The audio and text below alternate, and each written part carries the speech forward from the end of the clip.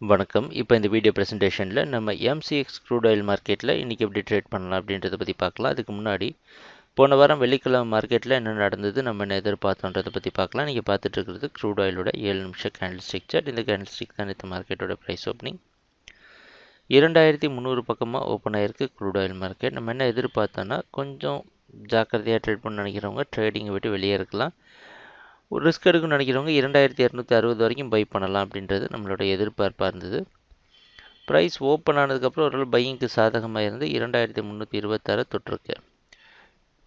அதுலேருந்து ரெசிஸ்டன்ஸ் எடுத்து மறுபடியும் ப்ரைஸ் கீழே வந்து 2260 சப்போர்ட் எடுத்திருக்கு. நம்ம எதிர்பார்த்த மாதிரி இது ஒரு முக்கியமான ஒரு சப்போர்ட் ஜோன். மறுபடியும் 2320 உடைச்சிட்டு மேலே போக முயற்சி செஞ்சுருக்கு, பலன் கொடுக்காம சரிவை சந்தித்து 2260 கொஞ்சம் உடைச்சி 2286 க்ளோஸ் ஆகிருக்கு. இதுதான் நேற்று மார்க்கெட்டில் நடந்த முழுமையான ப்ரைஸ் ஆக்ஷன். நம்ம எதிர்பார்த்த மாதிரி விஷயங்கள் நடந்திருக்கு.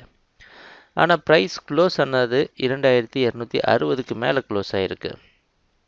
இன்றைக்கி மார்க்கெட்டோட ஓப்பனிங் பார்த்தோன்னா 2260 பக்கமாக ஓப்பன் ஆகிறதுக்கு வாய்ப்பு இருக்கிற மாதிரி வெளிநாட்டில் இருக்கிற நைமேக்ஸ் மார்க்கெட் வச்சு பார்க்குறப்ப தெரியுது. கொஞ்சம் லோயராக ஓப்பன் ஆகிறது நமக்கு சந்தேகத்தை கொடுக்குது. நம்ம குறிப்பிட்டு யோசிக்க வேண்டிய விஷயம் என்னென்னா, கடந்த 2 வாரங்களுக்கு முன்னாடி பார்த்திங்கன்னா க்ரூட் ஆயில் மார்க்கெட் ஒரு மிகப்பெரிய சரிவில் இருந்துச்சு. 1920 மார்க்கெட் இப்போ பவுன்ஸ் ஆகிட்டுருக்கு. இதை நம்ம கரெக்ஷன் அப்படின்னு ஒன்று சொல்லலாம்.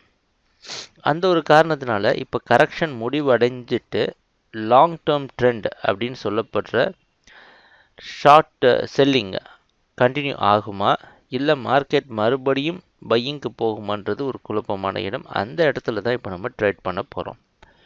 அதனால் ரொம்ப சுலபமான இடம் கிடையாது இது ட்ரேட் பண்ணுறதுக்கு. அதனால் என்ன பண்ணலான்னா மார்க்கெட்டை பரிசோதனை செய்யணும்.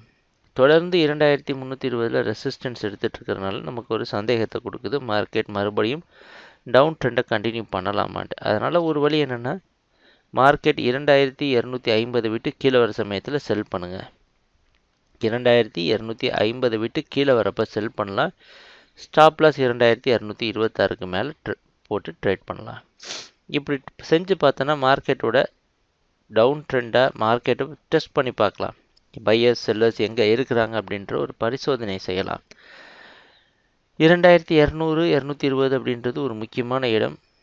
அதனால் இது ஒரு குழப்பமான ட்ரேடிங் தான். ரிஸ்க் எடுக்கணும்னு நினைக்கிறவங்க பண்ணலாம், வேண்டாம் அப்படின்னு நினைக்கிறவங்க கொஞ்சம் ஒதுங்கி நல்ல தெளிவான டைரக்ஷன் கிடைக்கிறதுக்கப்புறம் ட்ரேடிங் ஆரம்பிக்கலாம்.